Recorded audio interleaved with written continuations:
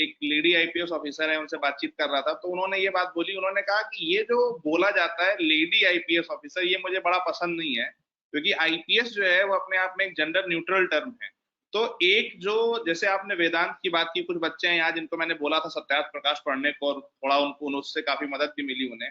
तो हमारे यहाँ पर जैसे संस्कृत में होता था कि हमारे यहाँ जेंडर न्यूट्रल वर्ड्स हुआ करते थे। जैसे अभी एक वो चला था कि उसमें एक संस्कृत श्लोक था जिसमें था कि पुत्राम देहि, तो एक बेवकूफ महिला थी, उसने बोला कि ये पुत्राम की जगह पुत्री क्यों नहीं हो सकता, तो उसको ये नहीं मालूम था कि हमारे यहाँ पर जेंडर न्यूट्रल टर्म्स होते थे। तो वैसे ही जेंडर ऑफिसर्स में और जो आईपीएस में और इवन सभी सिविल सर्विसेज में, तो उसको आप कैसे देखते हैं कि क्या अब हमें उस स्टिग्मा से निकलने की जरूरत है और जो हमारा इंडिक पर्सपेक्टिव था उधर जाने की आवश्यकता है कि नई महिला सारे रोल निभा सकती है, हमारे यहाँ निभाए हैं? तो एक ये मेरा सवाल था, और इसी में मिली का एक सवाल मैं जोड़ता हूँ। मिली, पूछ लो। नमस्ते सर, नमस्ते मैम, गुड इवनिंग।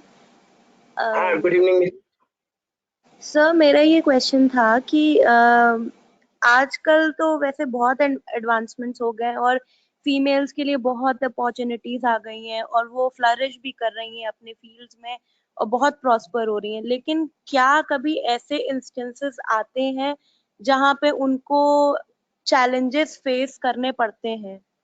क्या कभी ऐसा हुआ है? बेटा, पहले तो मैं बता दूं कि एक तो पहली बात, अगर आप देखें तो ऑफिसर वर्ड खुद ही जेंडर न्यूट्रल है।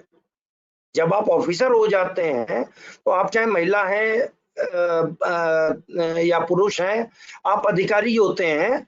और नंबर एक जेंडर न्यूट्रल बात है, और दूसरे जितने रूल्स हैं आपको गवर्न करने वाले, वो सारे जेंडर न्यूट्रल हैं।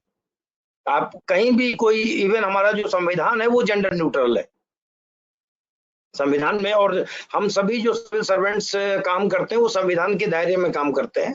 तो पहली बात तो जो Anurag ji lady IPS officer की बात कह रहे थे, ये भी मीडिया का कॉइन क्या टर्म है। सर्विस रूल्स में या इवन मैं बड़े मतलब गंभीरता से बात कह रहा हूँ कि इवन सर्विस में भी महिला पुरुष का कोई डिस्क्रिमिनेशन नहीं होता है। हाँ, इसमें एक चीज ये ऐड कर दूं, इवन लेडी ऑफिसर्स को भी सर बोला जाता है।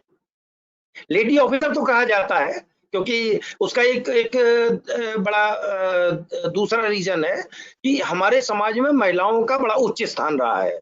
तो सर्विस में भी हम लोग ये कोशिश करते हैं कि हमारे सर्विस में भी जो हमारी सहकर्मी, चाहे वो जूनियर हो चाहे सीनियर हो, जो भी महिलाएं आई हैं, उनका उचित सम्मान किया जाए। तो वो अलग चीज है।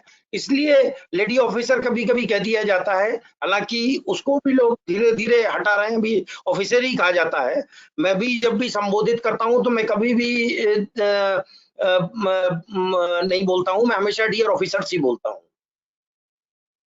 कि dear officers we are to do this.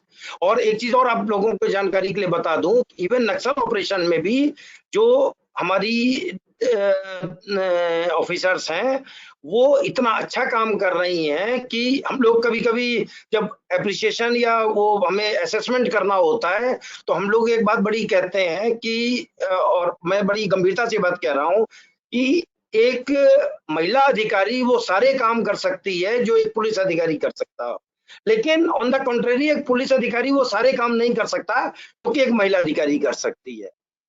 इस वजह से अगर आप प्रोफेशनली कॉम्पिटेंट हैं तो महिला पुरुष का ऐसा कोई डिस्टिंक्शन नहीं है। किरण बेदी जी जो है हमारी पहली महिला ऐसी थी जो कि आईपीएस में चयनित हुई थी। किरण बेदी जी के कंपैरिजन में कई पुलिस ऑफिसर्स, अगर आप केवल मतलब जेंडर को साइड में कर दीजिए, केवल आप कैपेबिलिटीज और कन्विक्शन और प्रोफेशनलिज्म की बात करें तो आप कहीं नहीं पाएंगे। तो ये कहना कि मतलब मैं व्यक्तिगत रूप से इसके कतई उसमें नहीं हूँ, और ऑफिसर हमेशा से जेंडर न्यूट्रल वर्ड रहा है। आपका जो काम करने का दायरा है वो जेंडर न्यूट्रल है। ठीक है, महिलाओं की कुछ विशेषताएं होती हैं, कुछ उनकी विशेषताएं होती हैं, कुछ उनकी जो समस्याएं हैं उनको ध्यान में रखते हुए जो कार्य क्षेत्र है उसमें व्यवस्थाएं करनी पड़ती, की जाती भी हैं। लेकिन उसके अलावा काम में कोई ऐसा ये डिफरेंशिएशन करना, और अब तो यहाँ तक बात हो रही है कि अब तो इवन पहले जॉब असाइनमेंट में थोड़ा सा जो सुपीरियर्स है वो ध्यान रखते थे कि भाई ये लेडी ऑफिसर है, इसको इस सेंसिटिविटी में मत भेजो। अब तो वो भी नहीं हो रहा है, क्योंकि कई ऐसी अधिकारी हैं जो कि खुद वॉलंटियर होके बोलती हैं कि सर हम ये काम कर लेंगे। तो उस समय हम उनको ये कहें कि नहीं, आप चूंकि एक महिला है इसलिए हम आपको इसमें नहीं भेजेंगे, वो उनके साथ संभवतः अन्याय होगा। तो इसलिए इवन अब जॉब असाइनमेंट में भी जब तक कि कोई महिला स्वयं कोई अपनी असुविधा ना बताए, जॉब असाइनमेंट में कोई भी इस प्रकार का डिस्क्रिमिनेशन अब नहीं होता है।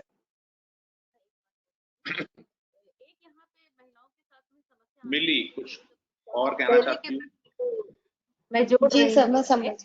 जी मैम। हाँ, एक पहले का प्रश्न भी पूछा गया था कि एक्सपीरियंस्ड लोगों के साथ में कैसे हमको कोप करना होता है। तो यहाँ पे महिलाओं को एक्सपीरियंस्ड लोगों के साथ में निभाने में थोड़ी दिक्कत आती है, क्योंकि हमारी जो पुरुष प्रधान समाज है हमारा, यहाँ पे महिलाओं को इतने आसानी से, जो बुजुर्ग लोग हैं, जो मतलब मिडिल एज लोग हैं, वो इतनी आसानी से सम्मान नहीं दे पाते हैं। तो जब उनकी बॉस बन के एक महिला जाती है, ये तो सर ने बोला एडमिनिस्ट्रेटिव बात बोली कि ऊपर से तो पूरा सहयोग मिलता है, लेकिन जब उनकी बॉस बन के एक महिला जाती है तो उन लोगों के मन में एक कॉम्प्लेक्स आ जाता है कि हम एक महिला की बात क्यों सुने, अब एक महिला हम पे शासन करेगी। इस तरह की कुछ कुछ बातें आती हैं जिसकी थोड़ी कठिनाई उठानी पड़ती है। तो इसके लिए मेरे पास बस एक ही टिप्स है महिलाओं के लिए कि आप अपने को फर्म रखिए, आपको किसी से डरने की जरूरत नहीं है, किसी से दबने की जरूरत नहीं है, विनम्र बनिए, सबकी सुनिए सबकी, करिए अपने मन की, फर्म रहिए और अपने सिंगल ट्रैक पे चलते रहिए, सबका सम्मान करते हुए आगे बढ़ते रहिए। धीरे धीरे जो लोग आपको एक उपहास की दृष्टि से देख रहे हैं, जो आपका साथ नहीं देना चाहते हैं, जब आपका व्यवहार अच्छा होगा, आपके साथ सबके बात करने का तरीका अच्छा होगा, आपका काम अच्छा होगा, तो आपको सम्मान मिलना अपने आप स्टार्ट हो जाएगा उन लोगों से भी। यहाँ पे मैं एक आपको प्रैक्टिकल एग्जाम्पल भी देना चाहूंगा। यहीं जमशेदपुर में एक महिला अधिकारी हैं जो कि फॉरेस्ट सर्विस की हैं, इंडियन फॉरेस्ट सर्विस ऑफिसर हैं।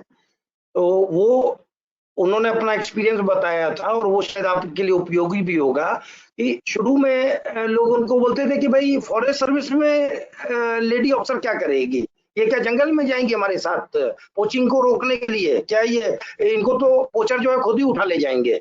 मतलब ये उस महिला का कहना था कि उसको ये शुरू में टॉन्ट दिए गए, गॉसिप जो ऑफिस गॉसिप होती है उसमें। तो उसने कहा कि ठीक है, आपको अगर ऐसा लगता है कि मैं नहीं जा सकती, ठीक है आप कम कर लीजिए, आपको मैंने ये रिस्पॉन्सिबिलिटी दे दी और मुझे सुपरवाइज करना है। अब आप आगे जा रहे हैं, आप मेरे चूंकि बॉस नहीं है, इसलिए आप मुझे ये डिक्टेट नहीं कर सकते कि मैं कहीं पे रहूं या ना रहूं। और जब वो वहां पहुंच गई और उनसे आगे पहुंच गई तो उनको अपने आप आंसर मिल गया। तो एक जो इंग्लिश में सेइंग यहाँ पे मैं कोट करूंगा, action speak louder than words. तो जो भी हमारी बेटियां हैं, अब आप लोगों को मैं बेटी के तौर पे कहूंगा कि जो बेटियां हैं उनको ये टाइम आ गया है कि उनको ये दिखा देना चाहिए कि भाई हम भी जितना आप काम कर, जो मैंने शुरू में ओपनिंग में कहा कि हम वो सभी काम कर सकते हैं जो आप कर सकते हैं, लेकिन हाँ कुछ ऐसे काम हैं जो कि हम ही कर सकते हैं। जैसे मैं एग्जांपल पुलिसिंग में बताता हूँ आपको कि जैसे कोई फीमेल विक्टिम है, उसके लिए अगर कोई लेडी ऑफिसर है वो उससे ज्यादा बेटर तरीके से उस केस को हैंडल कर सकती है compare to a male officer. तो ये मैं कहूंगा कि ये एक ऐसा एग्जांपल है कि ए lady officer can deliver more than A gentleman officer, ठीक है ना। इसमें कभी भी कोई ऐसा कॉम्प्लेक्स या कोई लाने की आवश्यकता नहीं है, ना आपको उससे विचलित होने की आवश्यकता है। अगर कोई ब्रिक बैट्स आते भी हैं तो उसको हंसते हुए झेलिए।